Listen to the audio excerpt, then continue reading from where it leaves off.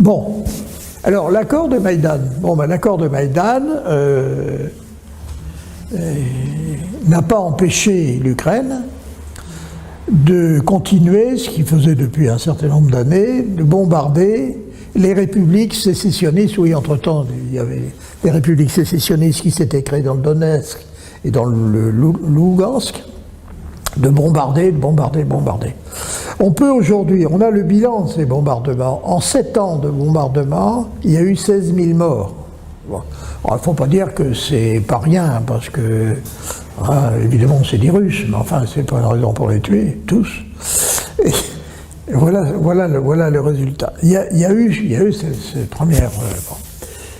Et puis, en fait, cette espèce de ni paix ni guerre entre les républiques sécessionnistes qui se sentaient appuyées, parce qu'il y avait des volontaires russes qui étaient dans les armées de, il faut le dire, honnêtement, du Donetsk et de Lugansk, il y avait des volontaires. Ben, cette espèce de paix, elle a été rompue donc en février dernier. Mais elle a été rompue comment ? Elle a été rompue d'abord parce que les Ukrainiens se sont réarmés, ont eu des conseillers militaires, ont eu des livraisons d'armement, et que d'ailleurs, M. Hollande, Mme Merkel d'abord, M. Hollande ensuite, ont expliqué que s'ils avaient signé les accords de Minsk, oui c'était à Minsk, c'était pour gagner du temps, et pour gagner du temps, pour réarmer l'Ukraine. Bon. J'ai envie de vous dire, ces cons-là sont quand même un peu gonflés de sortir ça, non mais franchement, il faut quand même être un peu gonflé. Mais enfin, à tout péché miséricorde. Donc, il y a ce premier point. Le deuxième point qui est très précis, et j'en ai encore demandé confirmation ce matin à mon ami Denessé, qui est le responsable de cette publication. Le 17 février, les Ukrainiens ont attaqué. Le 17 février. Les Russes le 22. Vous le saviez ? Non. Personne n'en sait rien. Et ils ont attaqué les premiers. Alors évidemment, le problème du Russe, c'est que c'est un ours. Bon, on a un peu de pathos, et on manquait de réflexe. Et puis surtout, c'est que les médias occidentaux ont fait le silence là-dessus. On n'a parlé que du 22.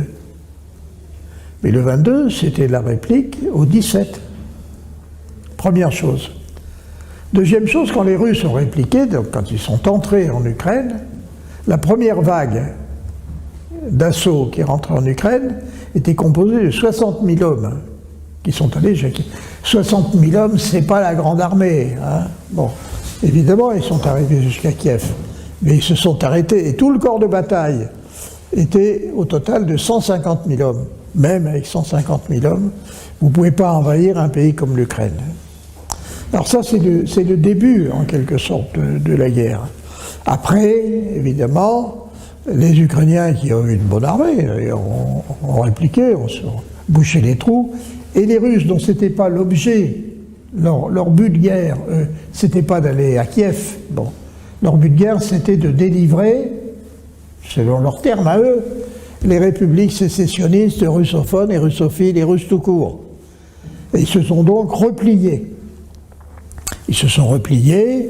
Pendant ce temps-là, l'Occident s'est évidemment déchaîné. L'immense monsieur le maire a prédit que la Russie allait s'écrouler dans les 15 jours, les 3 semaines. Bon, on voit les résultats. D'ailleurs, il faut dire que sa politique est tellement réussie que voilà. Et c'est la suite. Bon. J'ai peut-être dépassé le temps. Non, pas du tout. Non, il faut me le dire.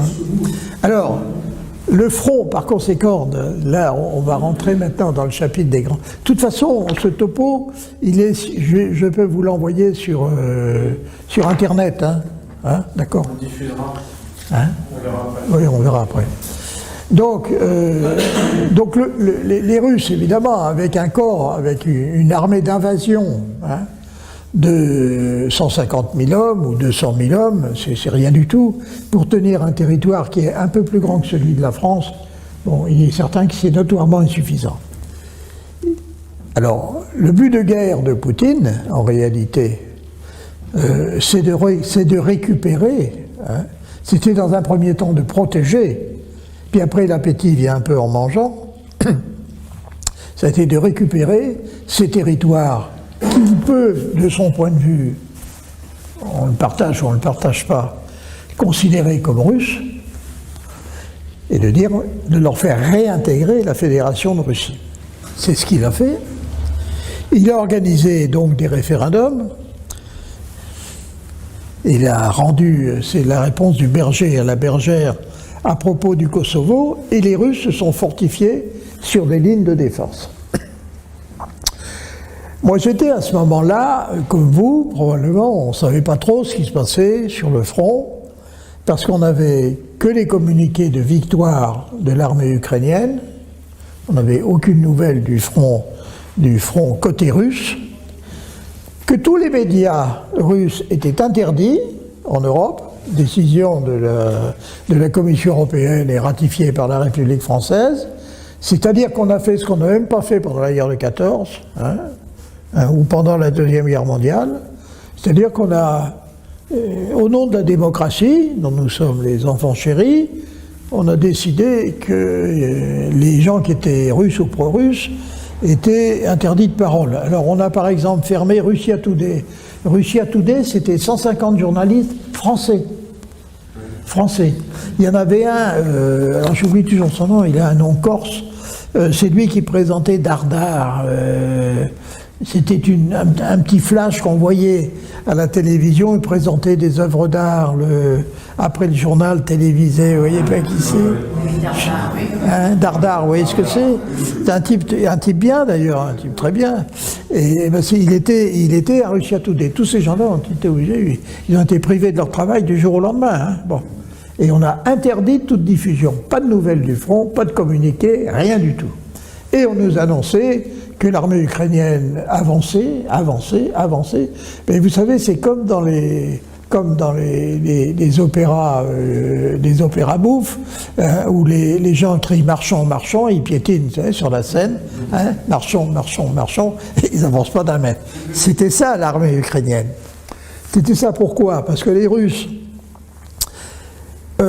très rapidement, se sont fortifiés et que surtout, ils ont pu s'appuyer, eux, sur une supériorité manifeste dans deux domaines. L'artillerie et l'aviation.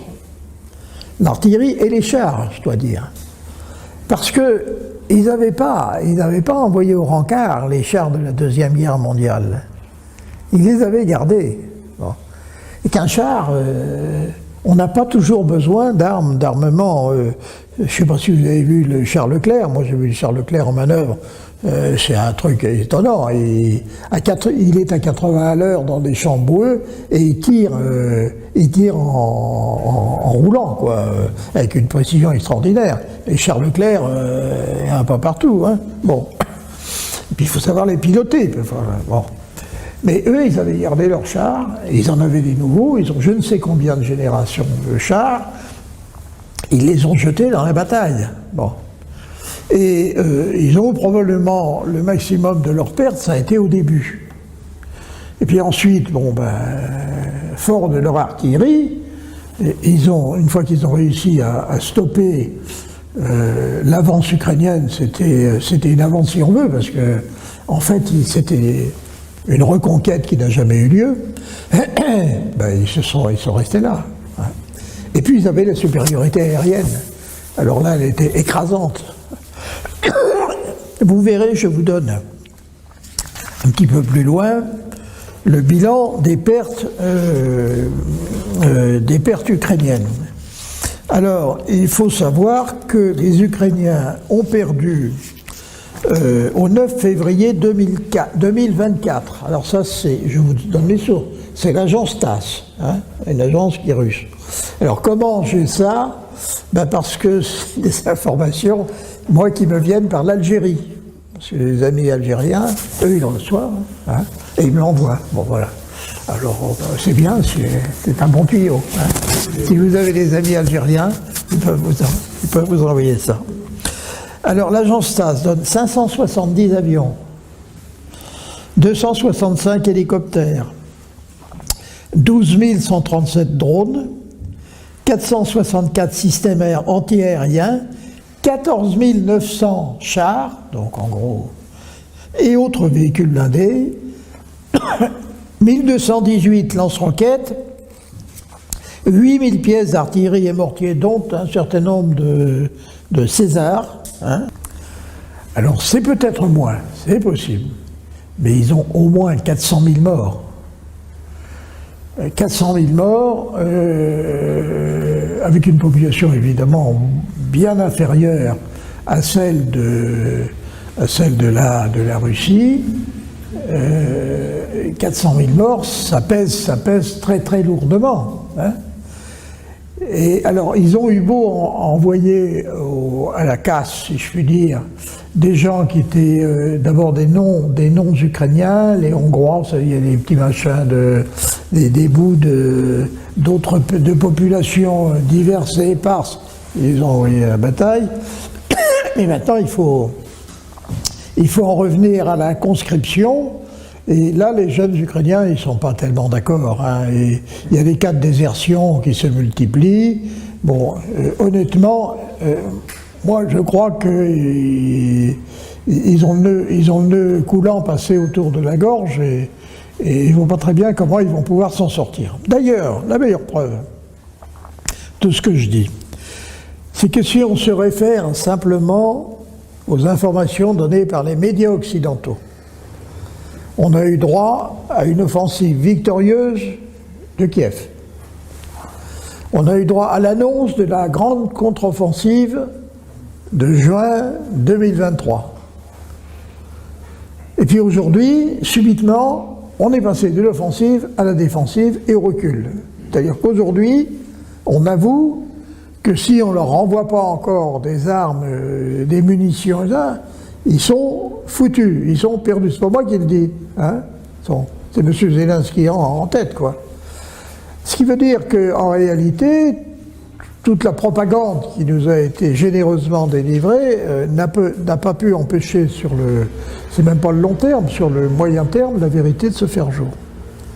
Et aujourd'hui, la situation sur le terrain, elle permet aux Russes de continuer à grignoter. Alors jusqu'où iront-ils, ça, c'est pas moi qui peux vous répondre, mais on a fait en sorte que aujourd'hui, il est pratiquement exclu que l'Ukraine récupère un jour le Donetsk, Lugansk. Il y a 4 oblasts. Un oblast en Russie, c'est un département. Hein. Bon. Il y a 4 oblasts qui sont maintenant devenus des oblasts russes de la Fédération de Russie. Ce qui d'ailleurs, à la limite, pour les Russes, pourrait poser un problème s'ils les lâchaient, parce qu'ils ne peuvent plus maintenant. Ils ont modifié leur constitution. Ils ont intégré, la Douma a délibéré, ils ont intégré 4 républiques supplémentaires. Voilà la situation dans laquelle on est aujourd'hui. C'est probablement pour ça que notre président veut monter à l'assaut. Hein. Moi, je lui conseille de faire comme le faisait Napoléon au pont d'Arcole, où les généraux, dont le général Marceau, qui est mon compatriote de Chartres, c'est-à-dire de charger en tête des troupes. Moi, je pense que ça aurait beaucoup d'allure. Hein. Reconnaissez, ça aurait du panache. On a un président qui partirait sabre au clair. Hein. Ça serait, bon, il mourrait peut-être, mais il aurait une mort glorieuse.